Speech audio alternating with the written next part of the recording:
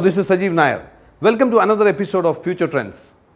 In the last episode, I was talking about 60 to 70% of the jobs will be replaced by robots and artificial intelligence. In fact, what I have seen is this was one episode which has created so much of response and also maybe a little bit of apprehension amongst a lot of people. A lot of people started asking questions, putting comments. They came on my Facebook page. I have a Facebook page, very active. So you can check out facebook.com/IamSajeev. So on which people started putting comments saying that what should we do? If 60 to 70% of the present jobs will be lost, will not be there, will vanish in this coming years, what is going to be the opportunities for people like us, people like, people who are young, who are coming out of the college, what they will do? This has been a quite often asked question. Whenever I discuss about this subject with any forum, this has been a question. I just wanted to be very clear with you. Robotics can replace only those jobs which are routine, which are maintained, which are physical, which is being done again and again and again, which doesn't require a human intervention. That is where the robots come into play. Artificial intelligence will definitely replace those jobs where sheer intelligence has to be applied. Now, there is still a space for innovation, there is still a space for idea, there is still a space for creativity, that which a human brain can do, which I don't think artificial intelligence or a robot can do. Where there is an opportunity for innovation, where there is an opportunity for new ideas, where there is an opportunity for creativity, you have a great, fantastic opportunity in front of you. I would rather say that that is where you are going to make a fortune out of it. So the question is, how can I create something new? Yes, whatever business you are in, whatever profession you are in, I can tell you, you can still innovate something in that. You can still create a new idea in that. There is no scarcity of ideas in this universe. I think every other day people are coming out with 101 new ideas. You are seeing so many different business models coming out, very innovative. Somebody is thinking about it. So we are getting into an age called cognitive age or a brain age, where thoughts are going to be the supermaster. Thoughts are going to rule the world. Understand this. And the thoughts will be emitted from the brain. And if you know how to use your brain properly, I can tell you that you can be creative, you can be innovative, you can create new ideas and actually make a fortune in your lifespan.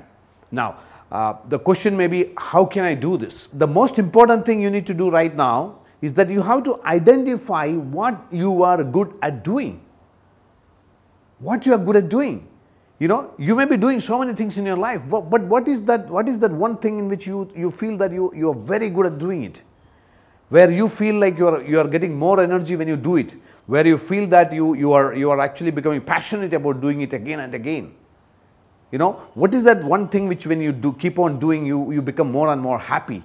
And what is that one thing which when you do, you are not even seeing that the time is just flying, So that is something which we need to identify.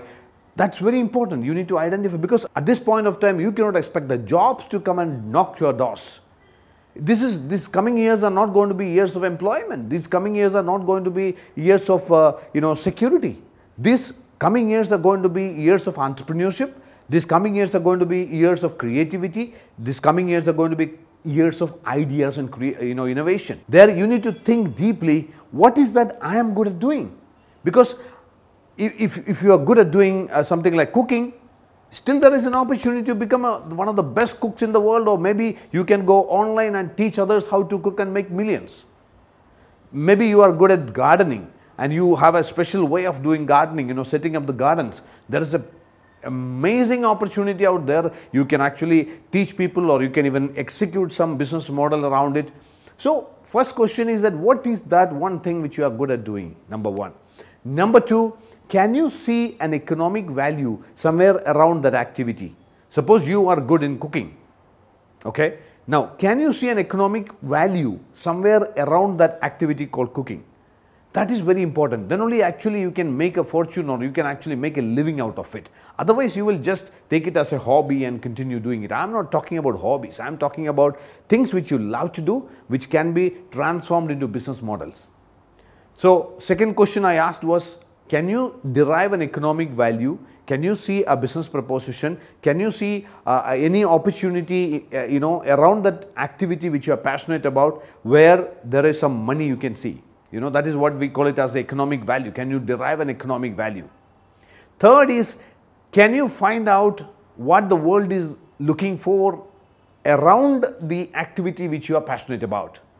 Can you find out some of the pain points in the world which still exist, which is connected with the kind of activity which you are good at doing? Say, suppose you are good at cooking, and assuming that you have derived a business model or something. Suppose you think that you can actually register on an online portal where people are searching for specialized Jain food, and you are very good in preparing Jain food, very specialized, very tasty Jain food, and now you have seen an economic value, and now is that a pain in the market? Is there a pain like that? That is another question you need to ask. So what is that pain factor? What is the need which is there in the market, which is there in the world, which can actually connect with the kind of activity which you are good at? And then comes a fourth important point, that is how you can achieve excellence in that particular activity. One thing is very clear: whoever has become very successful in life, they have all achieved excellence in whatever they did. Without achieving excellence and greatness in their activity, you cannot become successful, really successful in life. This is something which you need to really underline and understand deeply. Because people think that people become very successful. Some people through their hard work they become successful. Some people because of their luck they become successful. No, they excel in that particular field. A.R. Rahman excelled in his domain. Sachin Tendulkar excelled in his domain. So if you are looking to be the best cook in the world, you need to excel in that particular domain. So four things. One is that what you are good at doing. Number two, can you derive an economic value around it? Number three is what the world is looking for. Is there a pain factor which is there in the world connected with the activity which you are good at doing? And fourth is how you can achieve excellence. Along with this, one thing I wanted to re-emphasize is that the entire world is going to be controlled by thoughts. Thoughts are going to be the most important thing, because at this point of time when robotics and artificial intelligence going to rule the world, the only way by which human being can supersede all these powers is by applying the right kind of thoughts. That is why I always recommend people to optimize and enhance the capacity of their brain. I conduct a program called Rise Up, which is a peak performance convention where thousands of people come and experience how they can achieve peak performance levels in whatever field they are in. If they are a doctor, if they are an engineer, if they are an advocate, how can they achieve peak levels of performance in their particular domain? That is what I actually demonstrate in the Rise Up convention. Why I am mentioning about this is right now is because this is so crucial. Your brain is going to be the most important multi-billion or multi-trillion dollar equipment in the universe from now onwards, because we are getting into an age called cognitive age where your brain is going to be the most valuable device. It's not going to be your mobile, it's not going to be your laptop, it's not going to be your internet. Your brain is going to be the most valuable device. If you don't have an operating manual for your brain, or if you are not ready to create one, in Rise Up we help people to create an operating manual for the brain. Once you create an operating manual for the brain, that is the way you actually approach the life from a completely different perspective, and you can see that whichever field you wanted to excel, you can actually achieve excellence and greatness in that particular field. So the future is bright. People who really want to make a fortune out of what they are good at doing, they can, by optimizing and enhancing the capacity of their brain. See you with another exciting episode next week.